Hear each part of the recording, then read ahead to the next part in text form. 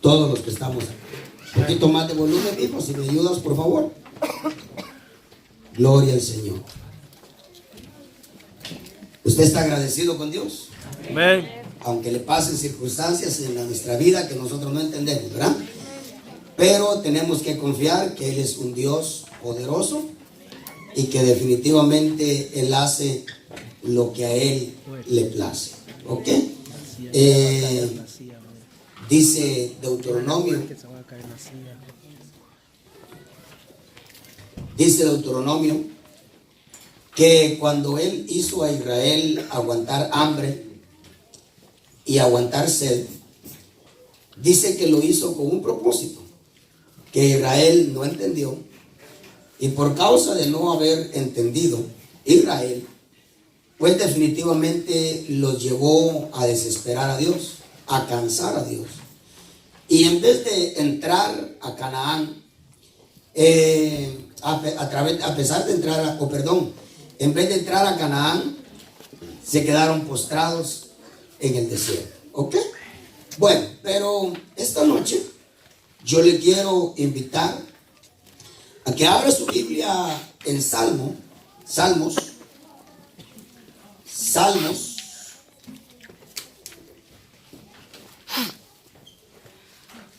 114, Salmos 114, del 1 al 8.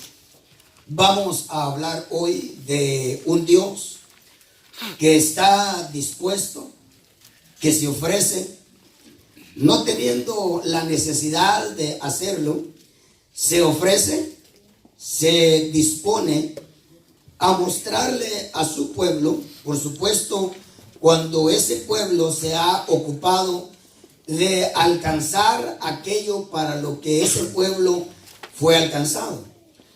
Aún el apóstol Pablo, a una gran altura de su ministerio, el apóstol Pablo dijo: yo quiero alcanzar. Fíjese que la salvación no es algo que se alcanza. En sí, la salvación nos alcanzó a nosotros. Nosotros no alcanzamos la salvación. La Biblia dice que ni siquiera la buscamos. La Escritura dice que ni siquiera preguntábamos por Cristo. Él nos buscó a nosotros. Ahora, el apóstol Pablo, después de experimentar haber sido alcanzado por una salvación tan grande, el apóstol Pablo le fue revelado de que había que alcanzar algo para lo que él había sido alcanzado. Por supuesto, iba a requerir de grandes esfuerzos, de grandes sacrificios. Cuando yo he dicho estas cosas, he dicho que hay gente que cuando lo oye a uno diciendo eso, dice: pero es que no se trata de esfuerzos. Y yo le he dicho a esa persona: entonces explíqueme a qué se refiere la Escritura cuando la Escritura dice esforzaos por entrar. Hay gente que cree que Cristo lo hizo todo. No, Él hizo toda la salvación. No le tenemos que añadir a la salvación. Por eso es que el ladrón en la cruz no hizo nada. No ofrendó, no diezmó, nunca trabajó en un privilegio. No tuvo que lidiar con las cosas que nosotros lidiamos a veces en la iglesia: hermano contra hermano, pastor contra oveja, oveja contra pastor. Él no pasó eso. Ahora yo le pregunto: ¿fue salvo? Yo le pregunto: ¿fue salvo? Usted sabe que sí.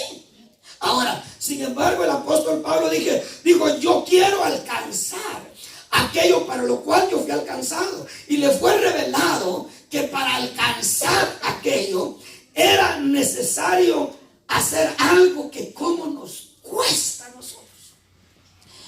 Olvidar lo que nos sucedió atrás. Oh, hermano, usted no se imagina qué problema nos da a nosotros no olvidar lo que quedó atrás. Yo le decía: hay personas Hay personas que la primera vez que determinaron, después de tanto ruego, ir a una iglesia, experimentaron una experiencia desagradable y eso los marcó. Y hasta el día de hoy están posiblemente a punto de morir. A punto de morir. Pablo dijo que el cristiano que no olvida lo que sucedió atrás, lo que le pasó atrás, no puede avanzar hacia adelante. Dios le reveló al apóstol Pablo que había una carrera que correr, que había un inicio y había una meta. Y había que correr esa carrera con la actitud que corren aquellos determinados a ganar la carrera. Correr como aquellos que se ganan el premio, dijo el apóstol Pablo. Porque él dijo, porque todos, y yo no sé si solamente habló de la iglesia cristiana evangélica o habló de todas las denominaciones, católicos, mormones, adventistas, testigos de Jehová, etcétera, etcétera, etcétera. Yo no sé. Lo cierto es que dijo, porque todos a la verdad corren. Todos. No hay ni uno acá que no esté corriendo. La gran pregunta es, ¿hacia dónde? Sí, amén. ¿Hacia dónde estamos corriendo? Porque todos a la verdad corren. Por eso es que Dios, viendo a Israel que iba corriendo al lado contrario, le dijo, detente y pregunta cuál es el buen camino. Entonces, ¿por qué camino iban? Por el malo. Claro, no parece malo, porque el camino ancho no parece malo. ¿Verdad que no? El camino ancho no parece malo. ¿Sabe cuál es el problema del camino ancho? Que no se ve hacia dónde dirige hasta que se llega allá. ¿A usted le gustaría agarrar hacia Orlando, ir a ver a Mickey? Y agarrar, en vez de agarrar hacia el sur, usted agarra al norte. ¿No agradece usted esos grandes letreros que dicen 95 norte? Y si usted no entiende que va al norte cuando tiene que ir al sur, están los grandes letreros verdes que dicen bienvenido a Delaware. Usted dice a Delaware, pero yo tendría que ir leyendo bienvenido a Richmond. Bienvenido a Georgia. Bienvenido a lugares, pero usted se imagina que no haya ningún sign. Y usted no preste atención ni siquiera a dónde le está pegando el sol. Porque le voy a hacer una pregunta. ¿Dónde sale el sol? Ahorita en invierno.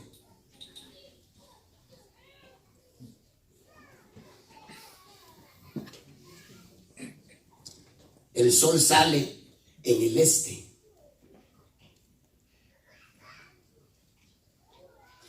Y se pone en el oeste. Entonces, el sur, usted tiene que saber que lo tiene. Si el sol sale acá y usted va al sur, usted va bien. Pero si usted el sol lo tiene a su mano derecha y cree que va para el sur, usted tiene que saber que se tiene que dar vuelta. Y el sol en la mañana usted lo tiene que tener a su mano izquierda. Entonces usted sabe que va hacia el sur. Y si el sol le diera en su rostro, ¿usted podría decir que va hacia el sur? No. Usted va para la playa. Porque en el este está la playa. Si el sol le llegara a quedar en las espaldas, usted va hacia el oeste. Ahora, el problema del camino ancho es que no se sabe hacia dónde lleva hasta que uno llega allá. Qué horrible, ¿verdad? Dice, porque ancha es la puerta y ancho el camino que lleva, ¿a dónde? ¿A dónde? A la perdición. Pero se dan cuenta hasta allá. ¿Ok? Muy bien. Salmo 114, le decía yo, la disposición, Dios está disponible. Qué bueno verte, Denis. No vas a pensar que no me había dado cuenta que estabas acá. Me alegra verte. 114. Y a usted también, hombre, usted también. Muy bien. Y Pablo dijo que él quería alcanzar aquello para lo cual él fue alcanzado.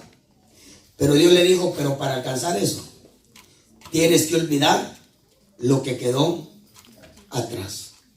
Y entonces tendrás la garantía de que te podrás extender hacia adelante. ¿Ok? Muy bien. Porque adelante está Cristo. Adelante está la meta. Muy bien. Ahora vamos a hablar de la necesidad que nosotros tenemos de nosotros ir identificando metas en Dios, ¿ok? Metas en Dios hasta que nosotros alcancemos la más grande de todas, Cristo Jesús, ¿ok? Ahora, acá hay una meta. Usted sabe, hermano, usted sabe cómo cuesta detener al hombre. O sea, cómo cuesta encerrar al hombre y a la mujer en casa. Pero usted sabe qué fácil es para Dios meter al 80 o 90% de toda la gente en sus casas.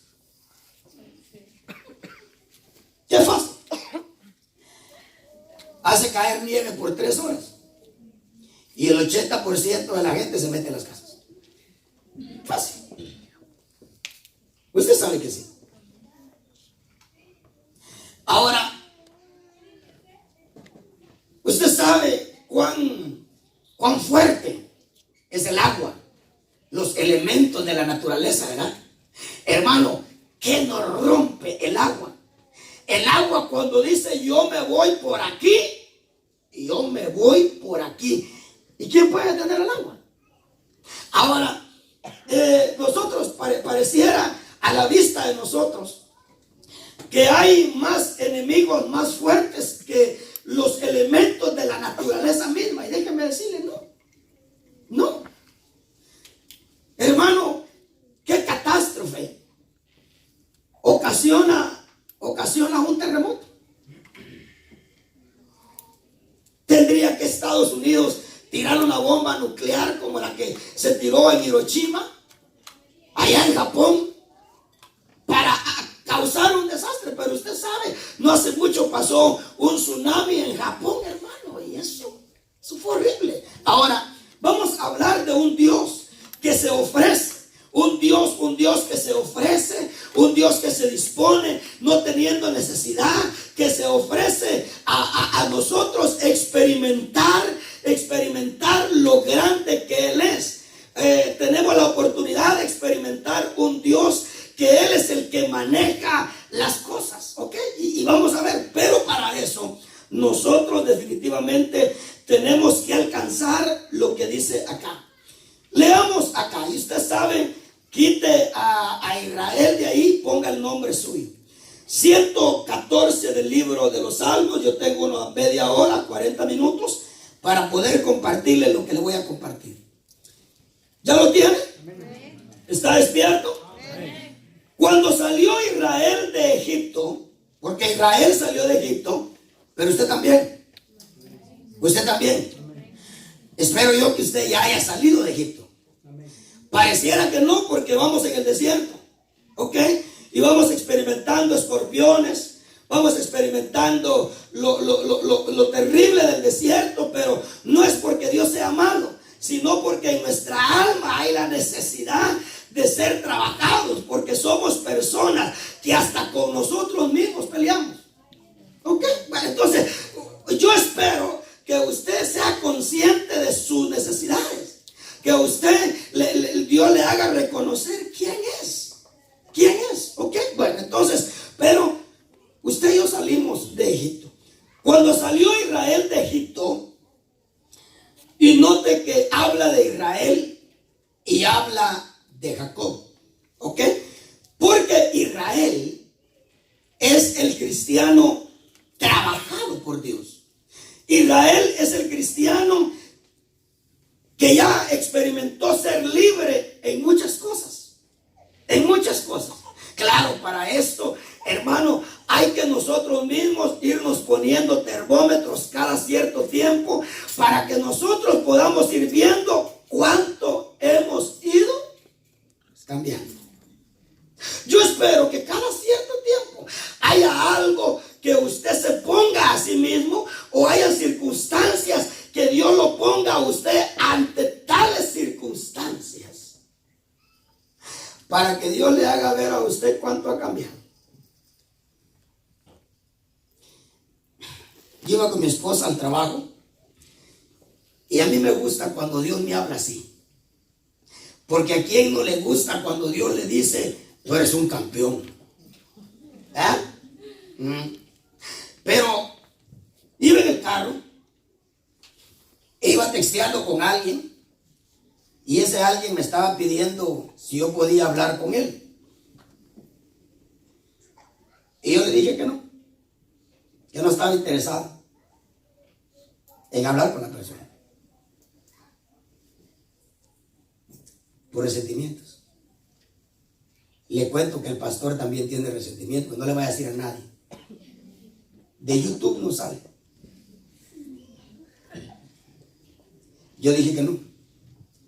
Y sé que no estoy solo. Hay hijos acá que los padres han querido hacer las paces con ellos. Hay hermanos y otros hermanos tienen la necesidad de volver a esa hermandad. Pero yo le dije que no.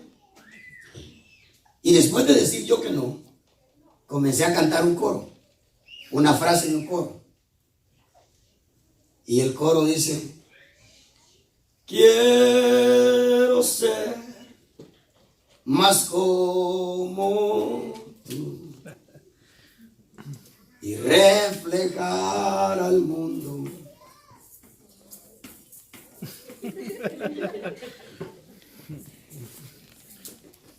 ¿Y sabe qué sentía mi oído? De Dios. Dios se rió. Me dice, ¿cómo puede contrastar lo que acabas de decir a lo que acabas de cantar? Estás cantando que quieres reflejar al mundo. Me dijo, no le demuestres al mundo tu amor. Demuéstrale que está pidiendo hablar contigo.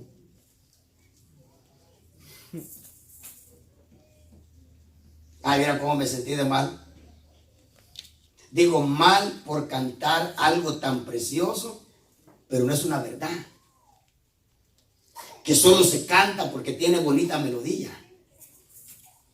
Pero cada uno de nosotros llevamos un Jacob y llevamos un Israel. El Israel es aquella obra que ya Dios.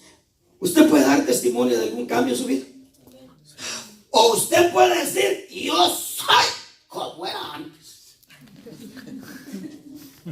Y hermano, y algunos nos ayudan a nosotros.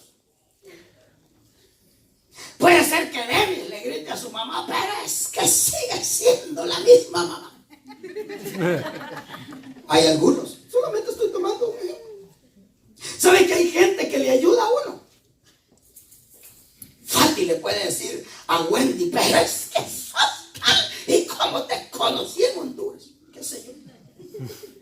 Bueno, y entonces los años. O Wendy le puede decir a Fati, porque Fati puede dar testimonio de no sé cuántos años aquí en la iglesia. Ella acaba de venir y le puede decir, bueno, y entonces, ¿qué has estado haciendo todo lo que has estado escuchando? Dios no deja de ponernos a alguien enfrente que nos siga gritando a nosotros que seguimos igual. Así es. Y en casos peores, Así es. que seguimos peor. Amén. Sí. Pero cada uno de nosotros llevamos un Israel. Llevamos un Jacob. El Israel es aquella obra que Dios ya ha hecho en nosotros, una madurez, nos ha quitado cierto resentimiento, nos ha hecho ver que no vale la pena estar peleando por tonterías, que no nos van a llevar a ningún lado, nos ha ayudado a quedarnos callados, a bendecir cuando nos maldicen, etcétera, etcétera. ¿Sí? Y el Jacob es esa parte que usted y yo no nos hemos dejado que Dios haga. Porque no es que Dios no haya querido hacerlo. No, somos nosotros los que no le hemos permitido a Dios, por estar bien en la casa de Labán, por vivir la vida loca como la vivía tal vez Jacob allá en la casa de Labán. Pero llevamos un Jacob, llevamos un Israel. Ahora, oiga lo que dice: cuando Israel salió de Egipto, la casa de Jacob, de un pueblo extranjero, Judá, vino a ser su santuario. Oiga eso: Judá vino a ser su santuario. ¿Qué es un santuario? Una casa. Usted tiene un santuario. Usted tiene una casa. ¿Cómo tiene esa casa? ¿Cómo tiene esa casa? Hay ratones, hay cucarachas, hay botellas de cerveza ahí. ¿No? Pero oiga, Israel vino a ser su santuario. Vino a ser. ¿Sabe por qué dice vino a ser? Porque Israel no comenzó siendo un santuario. Hermano, era gente egipciana, era gente con las costumbres de Egipto. No tenían identidad. Mire, ver a un israelita era ver a un egipcio.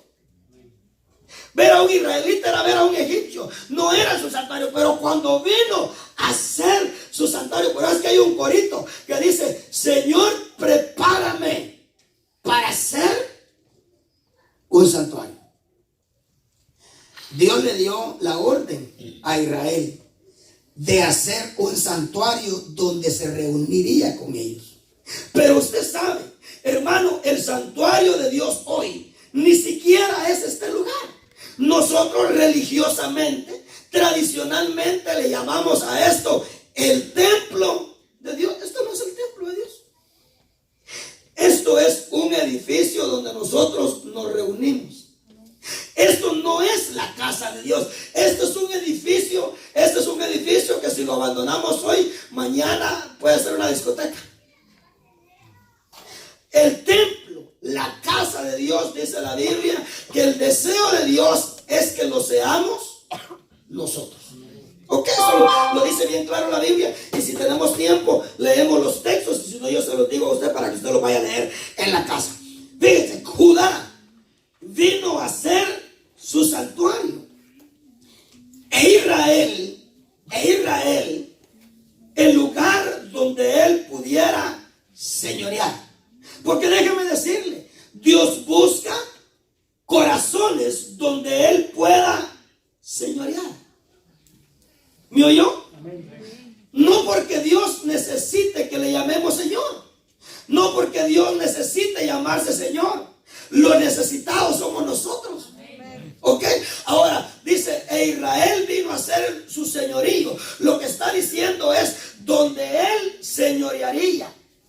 Pero es que el Señor dijo: ¿por qué me llamáis Señor y no hacéis lo que yo os mando? ¿Ok? Y no hacéis lo que yo os mando. ¿Por qué? Porque usted y yo tenemos la necesidad de tener por encima de nosotros un Señor. Porque, hermanito amado, nuestra vida no la dirigimos bien. Hermano amado, nosotros no podemos dirigir nuestra vida. Lo bueno o lo bien que usted ha podido dirigir su vida, moral, familiarmente, espiritualmente, ha la misericordia de Dios. Pero usted y yo, la Biblia dice que sin Dios nosotros somos como un animal. La Biblia dice que separados de Él nada podemos hacer. Por eso es que cantamos el corito: ven y toma el trono. ¿Qué le está diciendo? Ven a reinar. Ven a reinar. Por eso es que en la oración del Padre Nuestro dice: venga a nosotros tu señorío, venga a nosotros tu gobierno, venga a nosotros tu reino. Sé tú el que mandes en la casa, porque la Biblia dice: sobre el alto hay uno más alto, pero el más alto es el que vigila a todos. Ahora, usted y yo necesitamos un señorío. Usted y yo necesitamos cada vez más convertirnos en un alma, en un corazón en el que Dios no se deje rogar mucho para venir a morar en nuestra vida. ¿Ha usted experimentado días en los que usted siente a Dios lejos? Sí, amén. ¿Sí? Amén. Yo también. Amén. ¿Ha experimentado usted días donde usted siente tan cerca a Dios que usted le cree que Él está dentro de usted? Sí, amén. ¿Ah? Sí. ¿Sabe? Mire, cuando usted siente eso, ¿sabe qué está experimentando usted? Usted ser la casa en la que Él viene a morar. ¿Usted cree que Dios mora en una casa? Pero le digo, si usted llegara a su casa ahora y usted lo encontrara infestado de ratas, de cucarachas, de pulgas, si usted lo encontrara un lugar no bueno para habitar, ¿usted dormiría ahí en la noche? No. Mire, sabe que nuestro corazón muchas veces se pone así con el Señor. Nuestra vida, hay rebeldía, hay altivez, hay soberbia, hay autosuficiencia, hay pecado, hay contaminación, hay tantas cosas que Dios llega y dice: no. Pero cuando nuestra vida se ha consagrado a Dios, ¿acaso a Dios no le agrada estar con nosotros? Sí, amén. Ahora, ya va a ver los beneficios. Cuando Judá vino a hacer su santuario, e Israel el lugar donde Él señoreaba. ¿Usted necesita un Señor? Amén. Sí. Usted y yo necesitamos un Señor. Amén. Sí. Ahora, oiga lo que dice. El mar lo vio. Hermano, ¿qué tan fuerte será el mar? ¿Usted ha visto cuando un barco de esos grandotes, una tormenta lo agarra a medio mar? ¿Cómo lo hace? Sí. Como estar jugando con un barquito de papel en una palangana de agua. Sí es. ¿Qué tan fuerte es el mar? La Biblia dice que Dios hará rugir al mar en la tribulación. Y los hombres más valientes de la tierra, gloria a Dios que nosotros nos vamos a ir cuando la trompeta suene, porque a nosotros nos da ataque ahí mismito. Pero el corazón de los hombres más valientes en la tierra será como el corazón de una mujer que va a parir por primera vez. Ya mi esposa empieza a dar esas lucecitas de incertidumbre. Porque como la primera vez que dio a luz fue cesárea. Y esta vez le estamos pidiendo a Dios que lo tenga normal. Me expresó un día de estos, y especialmente porque oyó a Ana, que con una dilatación estaba que se moría. Y le faltaban ¿cuántas?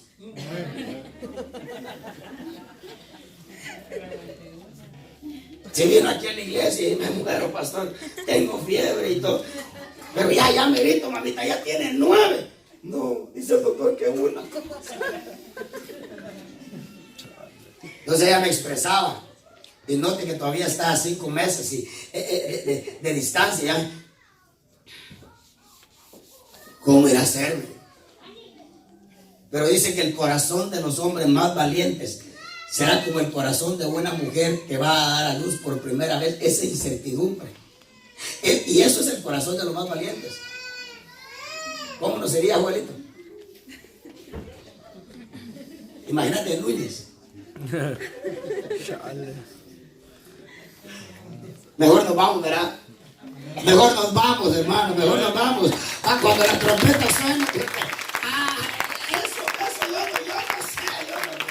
No hay mente que lo pueda conseguir. Pero oiga lo que se enseñó. Cuando Judá vino a hacer su santuario. ¿Sabe qué es un santuario para Dios? ¿Qué significa Judá? Gracias, hijo. Judá significa alabanza. ¿Sabe qué hace usted cuando usted alaba a Dios en su casa? Lo está invitando a su santuario. Judá vino a ser su santuario e Israel vino a ser el lugar. ¿Por qué? Porque, hermano, a Dios le agrada cuando usted le dice en su casa: Señor, ayúdame, gobiérname, Señor. Como cantamos el corito: yo quiero que ordenes mi vida, me doy en sacrificio a ti. Yo quiero que ordenes mi caminar. Cuando nosotros nos ofrecemos a Dios para que Él gobierne nuestra vida, en ese momento nosotros nos convertimos en el lugar deseable para Él señorear. Entonces, oigan lo que sucede cuando nosotros alcanzamos eso. Hasta el mar, Dios lo hace huir. Mire pues, usted cuando va a la playa, ¿usted hace huir al mar o el mar lo hace huir a usted? Mire, hermano, yo he visto a pequeñas olas de ese tamaño pegándole unas arrastradas a algunas personas. Y estamos hablando de olitas pequeñas. Pero dice la Escritura, y eso es lo que yo quiero que usted vea esta noche: el Dios que se ofrece, un Dios poderoso que se ofrece. Y dice: ¿sabes qué? Si tú te conviertes en mi santuario, si tú te conviertes en una persona que me permita señorearte, yo puedo hacer que el mar delante de ti huya. Oh, hermano, usted no me está captando, pero yo se lo voy a seguir predicando. Oiga lo que dice: el mar lo vio. ¿Y qué le quedó al mar? Huyó. Oiga eso. El mar lo vio y huyó. El Jordán se volvió atrás. Hermano, estamos hablando de fuerzas, de elementos de naturaleza. Aquí no estamos hablando de 400, 500 hombres. Acá estamos hablando de los elementos de la naturaleza misma. Dice la Escritura que cuando el Jordán retrocedió, o cuando Israel atravesó el Jordán, dice que el Jordán se desbordaba por toda su ribera. Iba en toda la fuerza. No como aquellos rillitos de Honduras, hermano, que apenas el poquito de agua, y el mío también. ¿Hay un rillito allá? Por supuesto, cuando yo era niño, sí, había mucha agua. Pero hoy, posita por aquí, posita por allá, y que no sé qué. No, cuando Israel cruzó el Jordán se desbordaba en toda su ribera. Pero dice la Escritura que cuando el Jordán vio a un pueblo que era santuario de Dios y un pueblo que se dejaba señorear por Dios, no le quedó otra cosa al Jordán que volverse atrás.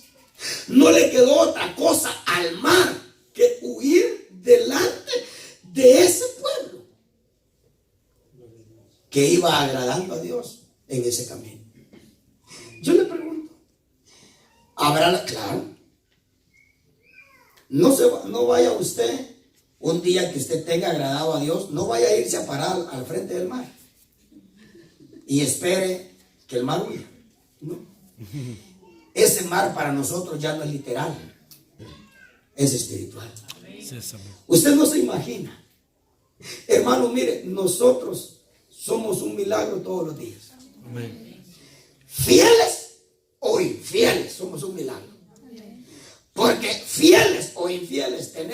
enemigo que nos anda buscando a qué hora desayunarnos, almorzarnos y cenarnos. Tenemos a un enemigo que anda como león rugiente alrededor nuestro, hermano, y no estoy hablando de gente solamente consagrada, hermano, estoy hablando de gente que le da la espalda a Dios. Porque Dios dijo, porque mientras la puerta esté abierta y haya oportunidad para ti, aunque tú me seas infiel, yo te voy a ser fiel. Porque no me puedo negar a mí mismo. Pero espérate. No. ¿Y para qué te digo? Espérate. Ojalá que no esperes eso. Pero déjame decirte una cosa. Pero el día que la puerta se te cierre, la Biblia dice que ese Dios que te defendía se convertirá en tu enemigo. Así es. Oye, hermano, ¿usted se imagina tener a Dios como enemigo? Si el profeta lo dijo, cosa horrenda es caer en las manos de un Dios vivo. No, pero mientras la puerta está abierta, mientras se dice hoy, todos nosotros que no le correspondemos a Dios conforme a su amor y a la misericordia y a la fidelidad y a la gracia que nos muestra todos los días. Hermano, porque tú estás acá, déjame decirte, no porque no tengas alguien que busque tu vida. Oh, el diablo busca tu vida como tú no tienes idea. El diablo sabe el valor de tu alma. El diablo sabe que Dios dijo que una alma vale más que tesoros. El diablo está dispuesto a dar todo el dinero del mundo por un alma. A él no le importa el dinero. Él y yéndose en compañía al infierno con alguien más. Mire, ¿usted cree que el diablo se va a llevar un solo centavo al infierno? Pero de él son los reinos. Claro, ya Cristo se los pidió al Padre. Porque el Salmo 2 dice que el Padre le dijo a Cristo, pídeme y te daré por herencia las naciones. Pero yo le pregunto, ¿quién las gobierna hoy? ¿Quién las maneja hoy? Usted sabe. Ahora, el mar lo vio y huyó. El Jordán se volvió atrás. Los montes saltaron. Oiga eso. Hermano, qué portento, qué maravilla sería usted saltar un monte. ¿Usted entiende lo que es un carnero? ¿Ha visto saltar esos animalitos? ¿Usted se imagina a un monte saltar así? Pero dicen los montes, claro. No pensemos en montes literales. ¿Sabe qué es un monte para usted y para mí? La falta de perdón. ¿Sabe qué es para usted y para mí un monte? Un resentimiento. Pero es que el Señor dijo, si ustedes tuvieran fe, ustedes le dirían a ese monte,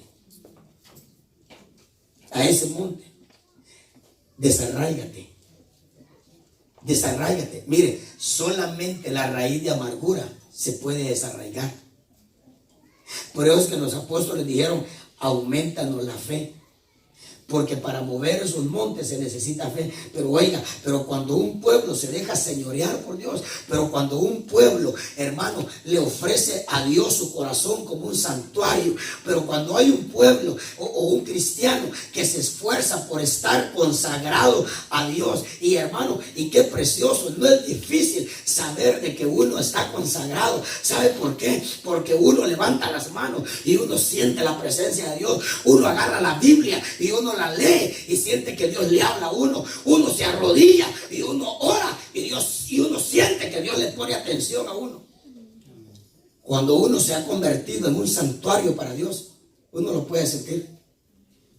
Pero cuando Dios no está en el santuario, sino que está en el hotel de al lado, oh hermano, qué horrible se siente agarrar la Biblia. Mire, cuando Dios no está en el santuario, Se lo digo porque yo lo hice. Uno no tiene que predicar. Y entonces yo iba para el pastor y le decía que estaba enfermo. ¿Sí? Sí. Cuando uno no tiene santuario con Dios, a mí me ponían a dirigir y como yo sabía que más iba a dormir a la gente que otra cosa, me hacía el enfermo. Pero cuando el corazón de Dios no es un santuario, usted ha derramado lágrimas en su cocina cantándole a Dios. Usted ha ido en su carro, hermano, y empieza a cantar. ¿Usted cree que Dios está en el hotel o está en su santuario? Santuario. Dice, los montes saltaron como carneros, los collados como corderitos. Y luego oiga la pregunta que se hizo. O sea, David fue al mar. Le cuento que David fue al mar y le hizo al mar esta pregunta, la del verso 5. ¿Qué tuviste, oh mar, que huiste? ¿Sabe qué me imagino yo? No lo dice la Biblia y no lo crea así si no quiere, pero yo creo que David se paró enfrente al mar y le preguntó al mar y le dijo, ¿qué tuviste? ¿Qué viste que no te quedó otra cosa que huir? ¿Sabe por qué? Porque a pesar de que David experimentó mucha gloria de Dios, nunca vio un mar abierto. Entonces le fue a preguntar al mar, ¿qué tuviste? O sea, ¿qué te sucedió? Tu gran orgullo, porque dice que el mar es orgulloso. Y Dios, para parar su orgullo, ¿qué le puso? Arenita. Arenita. Y de una vez le dijo al mar, no vayas a traspasar mi mandato. Hasta aquí vas a llegar. Y hasta ahí ha llegado. Así es. Cuando se ha salido, es porque le ha dicho, ahora tienes permiso, éntrale. Pero de una vez le habló al mar, le dijo, hasta acá llegará el orgullo de tus olas. Y le puso la arena para parar su orgullo al mar. Pero David le preguntó, dijo, ¿qué tuviste? ¿Qué te pasó? Que no te quedó otra cosa que huir. Y luego se fue a los montes y al Jordán. Y le dijo, ¿y a ti qué te sucedió? Que no te quedó otra cosa que retroceder ante un pueblo con el que Dios iba agradado. Ahora yo le pregunto, ¿habrá en usted y en mí necesidad de que mares huyan delante de nosotros? Mire, hermanito amado, no se vaya tan lejos. Nuestros pleitos, nuestras contiendas, si Dios hace retroceder mares, si Dios hace huir mares, ¿usted cree que Dios no puede hacer huir una envidia? Pero ¿sabe por qué nos domina a veces esas cosas? Porque ni somos un santuario y tampoco nuestro corazón se da a que Dios lo señoree. Así es. Pero es que dice, los montes saltaron. Cuando usted va a la escritura, montes son pueblos, montes son hombres, montes son enemigos. Esos son montes. Ahora, más otras cosas que definitivamente usted y yo tenemos que son montes. Ahora, fíjense pues, ahora dice acá, los collados como corderito. ¿Qué tuviste, oh mar, que huiste? Y tú, oh Jordán, que te volviste atrás. Oh montes, ¿por qué saltasteis como carneros? Y vosotros collados como corderitos. Y luego le respondieron esos mismos a los que David preguntó. ¿A cuánto les preguntó David? Le preguntó al mar, le preguntó al Jordán, le preguntó a los montes, le preguntó a los collados. Y entonces ellos ahora le responden a David. Si es que David escribió este salmo. ¿Y qué le respondieron? A la presencia de Salem. A la presencia de Jehová. ¿Qué dice? Tiembla la tierra. Tiembla la tierra. Aleluya. Ahora, esa es presencia. ¿Usted se imagina que se parara sobre la tierra? Si allá en los evangelios dice que cuando Jesús resucitó y un ángel bajó, ¿qué sucedió? ¿Ah? Un terremoto ese que hubo. Oiga, solo porque bajó un ángel y se paró en la tierra. ¿Usted se imagina que Él dejara asentar toda su presencia en la tierra? La consume, la hace nada. Dice que solamente ante su presencia la tierra tiembla. O sea, David preguntó y le dijo al mar: yo quisiera saber qué te pasó. Jordán, respóndeme, ¿qué te pasó? Que no te quedó otra cosa que volverte atrás. Usted quisiera que aquello que le está reteniendo a usted su bendición, usted no quisiera que retrocediera. Pero ¿quiénes somos los que retrocedemos? Sí. Por eso que entramos por esa puerta, hermano.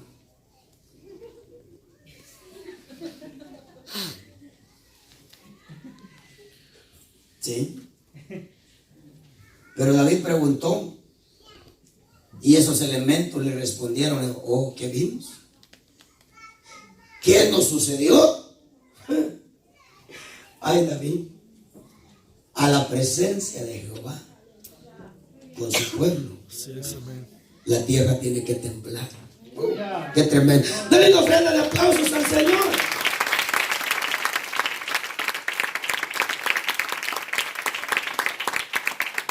A la presencia del Dios de Jacob. ¿Sabe por qué?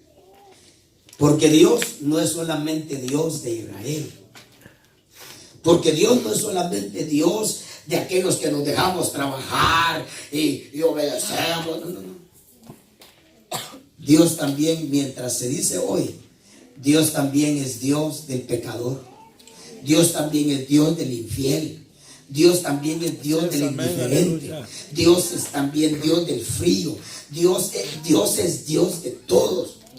Entonces, note que dice: a la presencia del Dios de Jacob, el cual cambió la peña. ¿En qué dice? En estanque de aguas y en fuente de aguas la roca. Hermanito amado, yo le exhorto esta noche, le invito esta noche. Apenas estamos entrando en el 2020. Esforcémonos. Yo le aseguro que usted y yo tenemos la harta necesidad de nosotros llevar con nosotros un Dios, que ante ese Dios al mar no le quede otra cosa que huir. No le quede al Jordán otra cosa que volverse atrás. No le quede a los montes. No le quede a los... Porque usted sabe, un monte lo obstruye a uno. No le quede otra cosa a lo que está obstruyendo la bendición de Dios que echarse para atrás. Pero usted sabe que nuestro evangelio ha sido sin sabores, posiblemente hasta el día de hoy, porque, hermano, nosotros hemos vivido más sin un Dios poderoso que con un Dios poderoso. Hemos experimentado más otras cosas que el mar o que el Jordán huye adelante de nosotros, porque yo diría que no es por victoria, yo diría que estamos de pie por misericordia de Dios, no porque hayamos siempre llevado con nosotros a un Dios que todo lo puede y que todo lo sabe hacer. No, esto es su misericordia, porque usted y yo, cada uno de nosotros, ¿verdad que nos conocemos? Nos conocemos.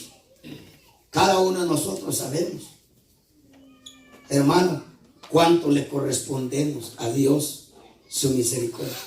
Pero la Biblia dice: ¿cuándo es que Israel experimentó a ese Dios? Cuando ese pueblo vino a hacer su santuario Y cuando ese pueblo se dejó señorear por Dios, usted y yo tenemos la misma necesidad. Yo no tengo tiempo, pero le voy a dar los textos, que usted los lea. ¿Ok? Usted los lea en su casita acerca de ahora ya no es su casa, no es el santuario. La iglesia no es el santuario. El santuario es usted. Amén.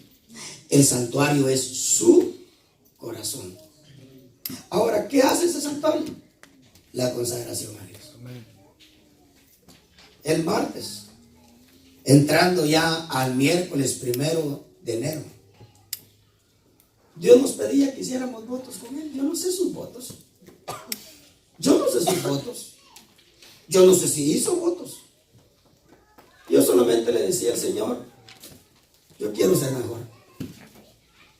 Yo quiero estar más consagrado. Yo quiero ser más fiel. Yo quiero acercarme más.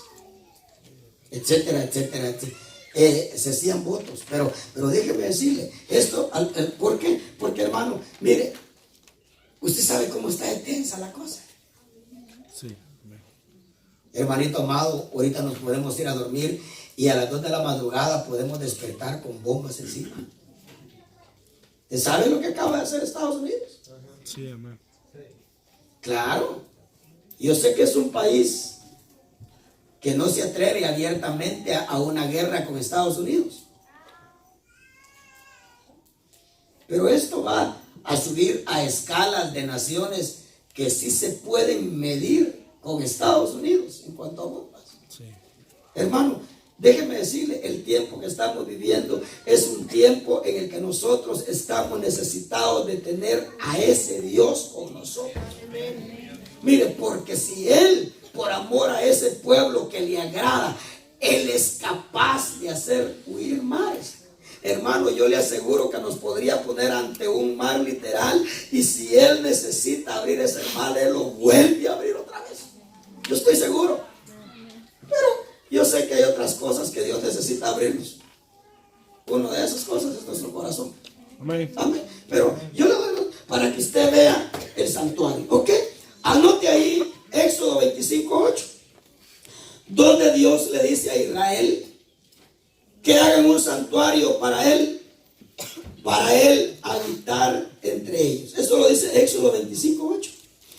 Y luego usted anota Efesios 2:21. Aún uno de los muchachos en alguna oportunidad puede predicar esos textos, puede terminar el mensaje, pero Efesios 2:21.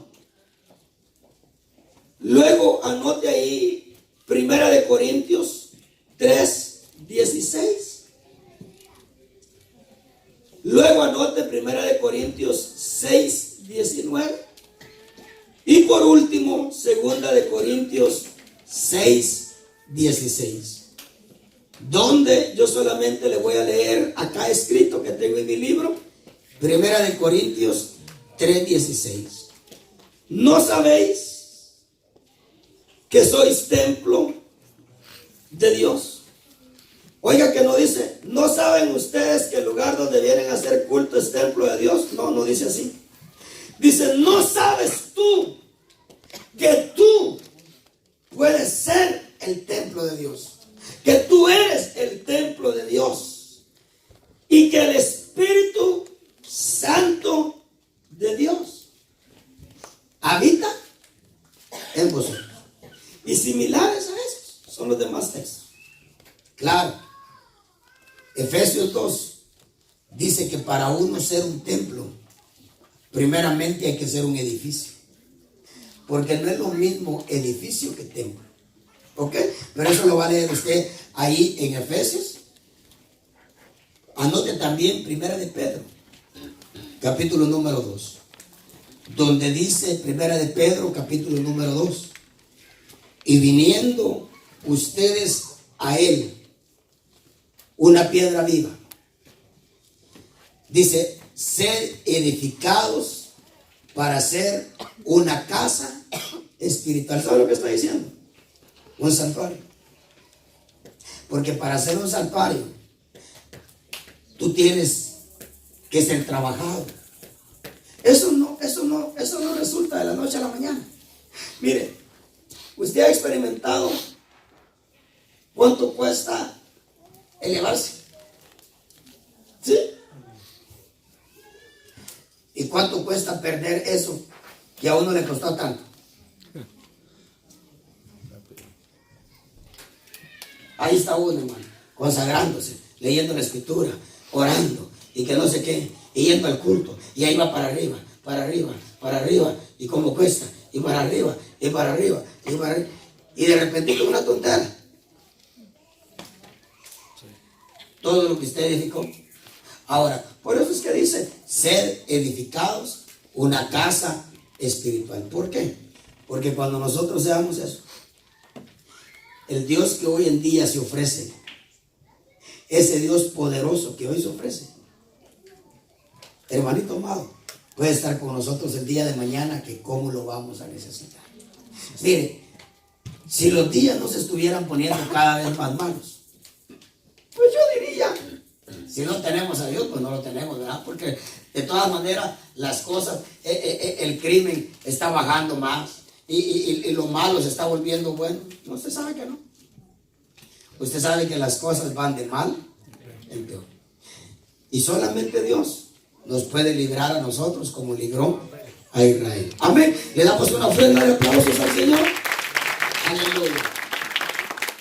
Gloria a Dios. Mire, apenas tenemos 2 horas de haber comenzado nuestro culto a Dios. Tenemos unos minutitos para poder orar. Joelito, si me ayudas acá, hijo, por favor.